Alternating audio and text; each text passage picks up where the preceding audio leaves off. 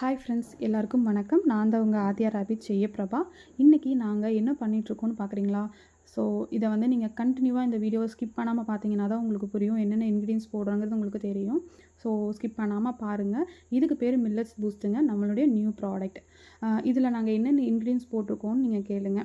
என்னென்ன அப்படின்னா ராகி, கம்பு, சோளம், எலமெண்ட், வால்நட், ஏலக்காய், பம்கின் சீட், ரெட் ரைஸ், முந்திரி, பிஸ்தா, குங்குமப்பூ, கோதுமை, சுக்கு, இது எல்லாத்தையும் நம்ம வந்து இரும்பு வடை சட்டியில் வறுத்து நம்ம வந்து மிஷினில் கொடுத்து அரைச்சி பொடி பண்ணி சேல் பண்ணுறோங்க.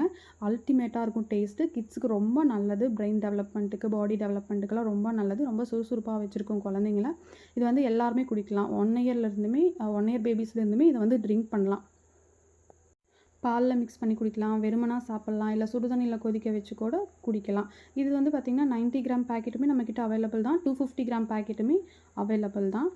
உங்கள் குழந்தைங்க வந்து ஏர்லி மார்னிங் ஸ்கூலுக்கு போகிறப்ப வந்து சாப்பிட மாட்டேறாங்க அப்படின்னா நீங்கள் வந்து தாராளமாக 1 டம்ளர் மில்க்குக்கு ஒரு ஸ்பூன் அல்லது 2 ஸ்பூன் வந்து மில்லட்ஸ் பூஸ்ட் கொடுத்தீங்க அப்படின்னா அவங்களுக்கு நல்லா எனர்ஜெட்டிக்காக இருக்கும், பசியும் தாங்கும்.